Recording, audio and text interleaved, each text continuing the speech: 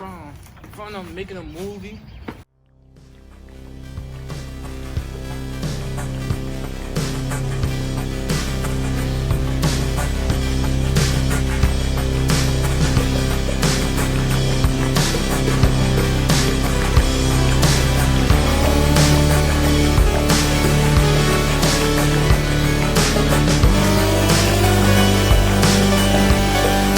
So for anyone new to the channel, my name is Justin Omber. I am the founder and benefit director of Doughboys, which is a social justice and sustainability foundation focused on addressing food insecurity in underrepresented communities right here in Worcester County. I'm on a mission to achieve 100% food security. Around last summer, I started looking for food trucks to start and grow my business. Eventually, I stumbled upon this website called Alibaba, which I had not known before any of this. They had these cool looking toy-like food trucks really that honestly kind of look like a scam, but I am someone that you can call has a high risk tolerance, so I was willing to give it the benefit of the doubt.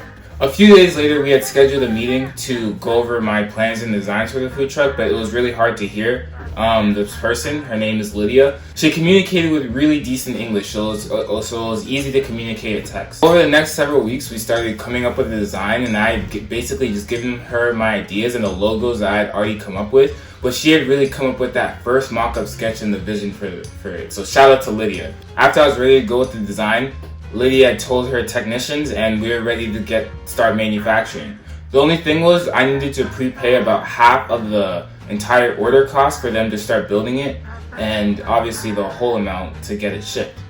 It had taken me a while to come up with all the money, so I had been paying in chunks. By the end of December, I was able to finish paying for the food truck, and by January, I was able to see the finished product via pictures.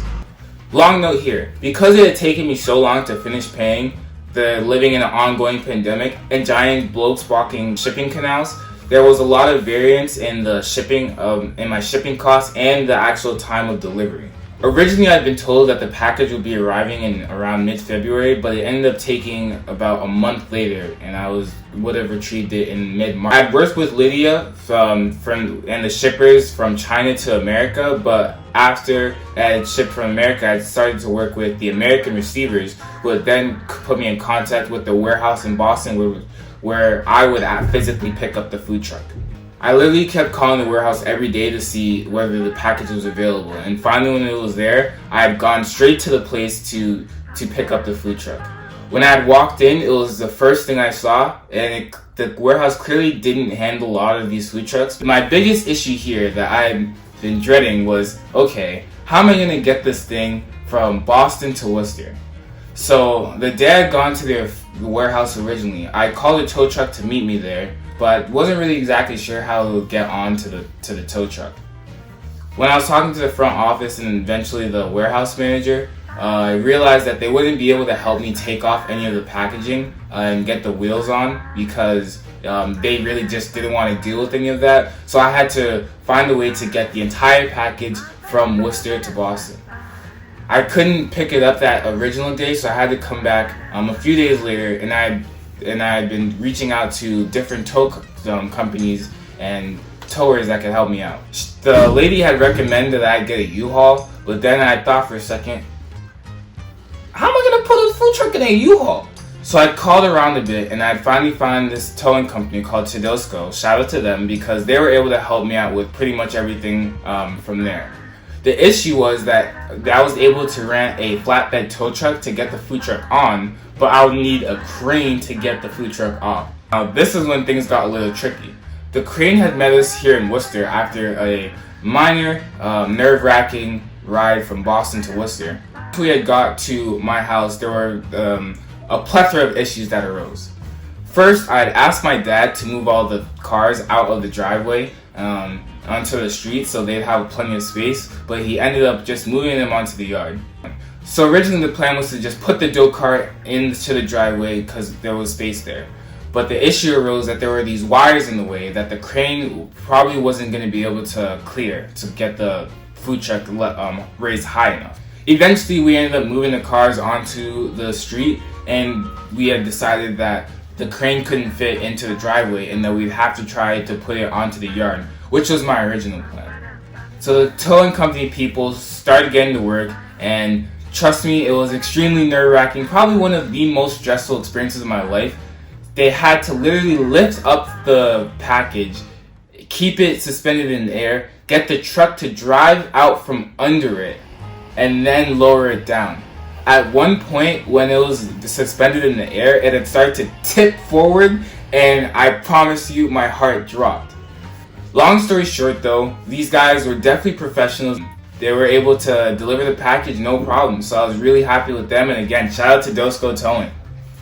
So now that I finally had the food truck, the next step was to open the package, to make sure that it was actually in there. Boy Richard came over and gave me the only wrench we had to help us open the package.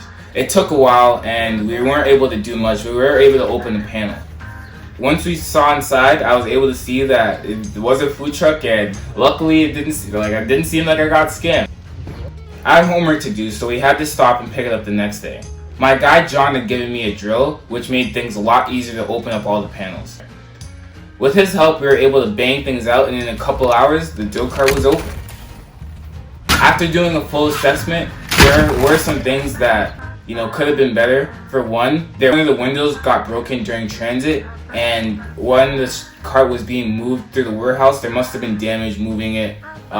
There was damage done to the bottom, probably moving it around the warehouse, potentially with the wires, and there's a dent on the motor. But besides that, getting this food truck was honestly worth it in my opinion, because the window can be fixed, and I had a mechanic check out everything once it was all open, and to help me put the tires on the food truck because it came on this metal frame.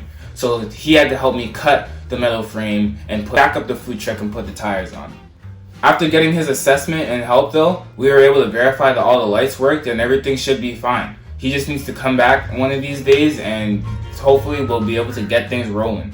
So to wrap things up here, now I have this food truck, and my next step is to get the equipment, permits, and registration so I can start this business hopefully sometime this summer. With this food truck, I hope to serve college students who are suffering from food insecurity, paying customers, and again supporting that mission and helping people achieve the food security that they deserve and need. If you want my recommendation on whether this was a good purchase, I would say yes. But I would have definitely preferred not to have a broken window and a bunch of damage to the bottom. But as a business owner, you never know what you're gonna get, so it's just all about being resilient and being focused on what you're trying to do. Getting the food truck and paying the first shipping company from China cost me a bit over $10,000. Working with the American receiving company was a little less than $2,000, and renting a crane and tow truck to get it from Worcester to Boston cost me about $2,000.